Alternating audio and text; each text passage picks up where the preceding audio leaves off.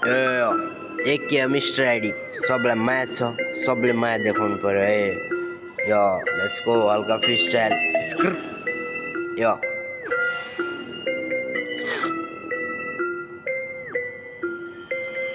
राति 12 बजे एक्लै बसे यताउता केही हेर्दिन मैले ऱ्यापर हुने सपना देखे आउँदैन त्यो ऱ्याप हान्न त्यही नि आफ्नो हिम्मतलाई मैले कापीमा लेखे ऱ्यापमा देखे आफ्नो भविष्य मेहनत गरिरहेको छु एक दिन सफल हुन्छु अवश्य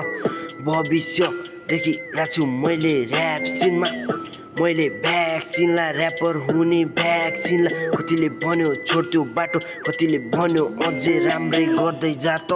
ती सबै कुरा मलाई थाहा छ त अघि जा म दिन्छु तँलाई साथ